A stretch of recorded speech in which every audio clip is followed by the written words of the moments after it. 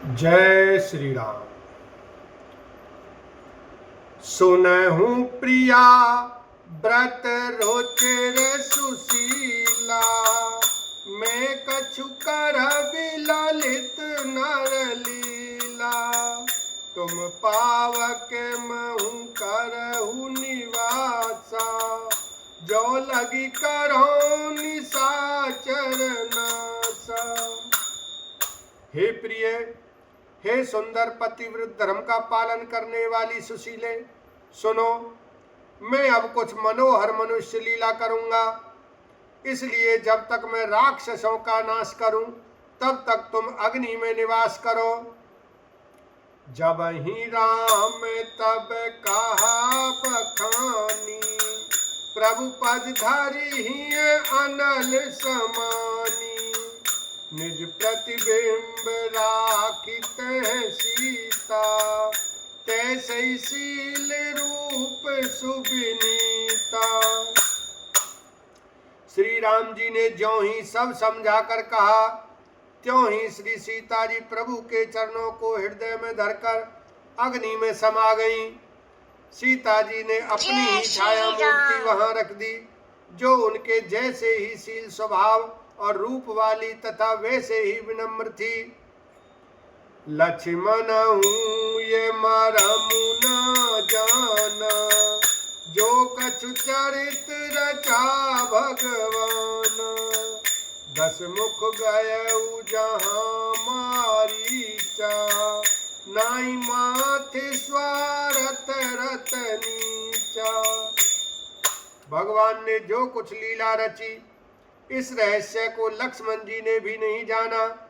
स्वार्थ परायण और नीच रावण वहां गया जहां मारीच था और उसको सिर नवाया। नवनी नीच के अति दुखदाई, जिमि अंकुश धनु उरगु बिलाई। भयदायक खल के प्रिय बानी, जिमि अकाल के कुसुम भवानी। नीच का झुकना नम्रता भी अत्यंत दुखदायी होता है, जैसे अंकुश धनुष सांप और बिल्ली का झुकना। हे भवानी, दुष्ट की मीठी वाणी भी उसी प्रकार बह देने वाली होती है, जैसे बिना ऋतु के फूल। करी पूजा मारीच तब, सादर पूछी बात।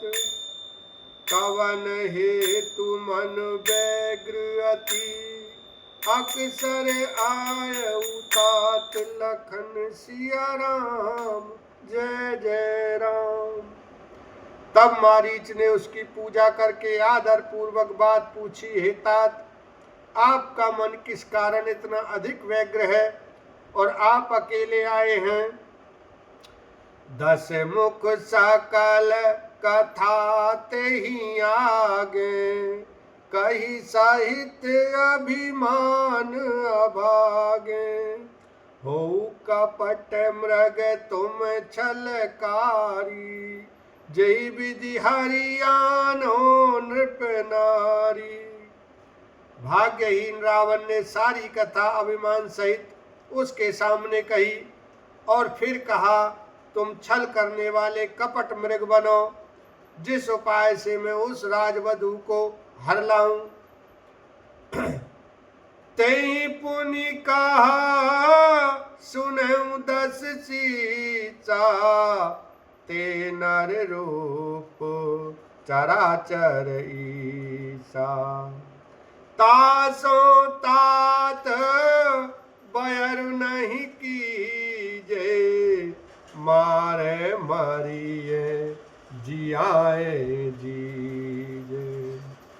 तब उसने मारीच ने कहा, हे 10 शीश सुनिए, वे मनुष्य रूप में चराचर के ईश्वर हैं। हे तात, उनसे वैर न कीजिए। उन्हीं के मारने से मरना और उनके जलाने से जीना होता है। सबका जीवन मरण उन्हीं के अधीन है। मुनि मखुरा खन गयउ कुमारा, बिनु फर सर रघु पति मोहि मारा। सत जो जन आयऊ छन माही, तिन सन भयरु किए भल नाही। यही राजकुमार मुनि विश्वामित्र के यज्ञ की रक्षा के लिए गए थे। उस समय श्री रघुनाथ जी ने बिना फल का बाण मुझे मारा था, जिससे मैं क्षण भर में 100 योजन पर आ गिरा। उनसे वैर करने में भलाई नहीं है। भई मम कीट भृंग की नाई, जह तह में देखऊं दो भाई। जो नर तात तदपि अति सूरा, तिनहि विरोधी न आए पूरा। मेरी दशा तो भृंगी के कीड़े की सी हो गई है। अब मैं जहाँ तहाँ श्री राम लक्ष्मण दोनों भाइयों को ही देखता हूँ। और हे तात, यदि वे मनुष्य हैं तो भी बड़े सूरवीर हैं। उनसे विरोध करने में पूरा ना पड़ेगा, सफलता नहीं मिलेगी।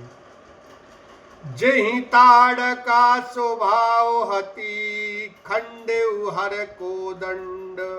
खर दूषण तिसिरा बदेउ, मनुज की अस भरी भंड। लखन सिया राम जय जय राम। जिसने ताड़का और सुबाहु को मारकर शिव जी का धनुष तोड़ दिया और खरदूषण और तिरसरा का वध कर डाला, ऐसा प्रचंड बली भी कहीं मनुष्य हो सकता है।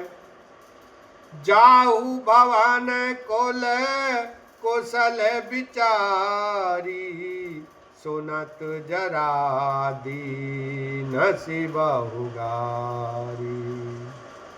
गुरु जिमि मूढ़ करसि मम बोधा, कहूँ जग मोहि समान को जोधा। अतः अपने कुल की कुशल विचार कर आप घर लौट जाइए। यह सुनकर रावण जल उठा और उसने बहुत सी गालियाँ दी, दुर्वचन कहे। कहा, अरे मूर्ख, तू गुरु की तरह मुझे ज्ञान सिखाता है। बता तो संसार में मेरे समान योद्धा कौन है।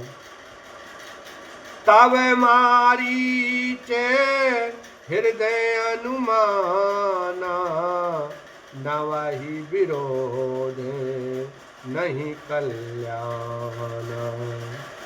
शस्त्री मर्मी प्रभु सठ धानी, वैद बांधी कवि भानस बोली। तब मारीच ने हृदय में अनुमान किया कि शस्त्रधारी, मर्मी भेद जानने वाला, समर्थ स्वामी, मूर्ख धनवान वैद, भाट कवि और रसोइया, इन 9 व्यक्तियों से विरोध वैर करने में कल्याण कुशल नहीं होता। उभय भांति दे खाने मरना, तब ताकि रघु नायक शरणा। उतरु देत मोहि बधव अभागे, कस न मरो रघुपति सर लागे। जब मारीच ने दोनों प्रकार से अपना मरण देखा, तब उसने श्री रघुनाथ जी की शरण तकी, अर्थात उनकी शरण जाने में ही कल्याण समझा। सोचा कि उत्तर देते ही नाही करते ही यह अभागा मुझे मार डालेगा, फिर श्री रघुनाथ जी के बाण लगने से ही क्यों न मरूं। बोलो सियावर रामचंद्र की जय, उमापति महादेव की जय।